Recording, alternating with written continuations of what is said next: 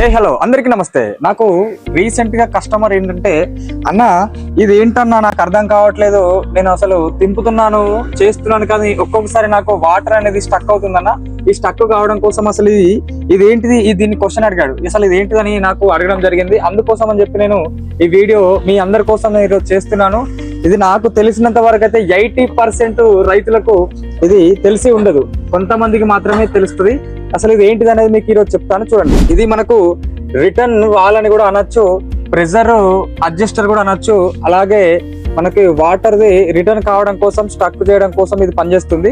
అలాగే ఇది ఎలాగా పనిచేస్తుంది అనేది మీకు ఇప్పుడు ఈ విషయం మీకు చెప్తున్నాను. స్టార్ట్ చేసి చూపిస్తా, చూడండి.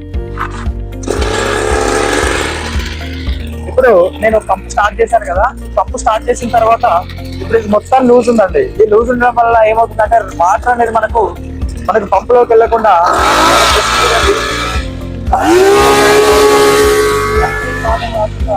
మనకేంటంటే ఇందులోకి వాటర్ రావట్లేదు, డైరెక్ట్ బయటకి. ఇప్పుడు ఈ ట్యాంక్ లోకి వాటర్ వస్తాయి, చూడండి ఒకసారి. చూడండి ఇక్కడ మీకు వాటర్ అనేది ట్యాంక్ లోకి వస్తున్నాయి.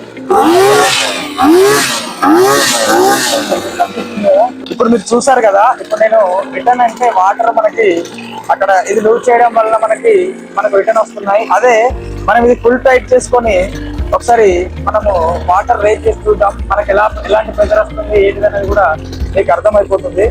అంటే ఇది ఫుల్ టైట్ చేయాలా లేకపోతే మొత్తం లూజ్ లోనే పెట్టాలా, అసలు ఎంతవరకు లూజ్ చేసుకుంటే మనకు మంచిది అనే విషయం కూడా మీకు లాస్ట్ లో నేను చెప్తాను. ఒకసారి చూడండి. ఇప్పుడు నేను ఫుల్ టైట్ చేశాను. ఫుల్ టైట్ చేసిన తర్వాత ఇప్పుడు నేను ప్రెషర్ అనేది మీకు ఎలా వస్తుంది ఏంటి అనేది కూడా మీకు చూడొచ్చు. ఇక్కడ చూడండి,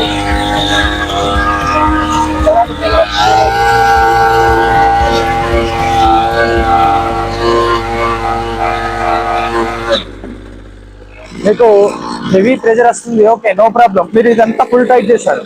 ఈ ప్రెషర్ వచ్చినప్పుడు మనకి ఏమవుతుందంటే, మనము అంటే చేనులోకి వెళ్ళేటప్పుడు మనకు అంత ఫ్రెష్ వాటర్ దొరకవు, మనకు చెత్త వాటర్ కూడా మనం పోస్తూ ఉంటాం. పోసినప్పుడు ఏమవుతుందంటే చిన్న చిన్న రౌతులు లాంటివి లోపలికి వెళ్తాయి.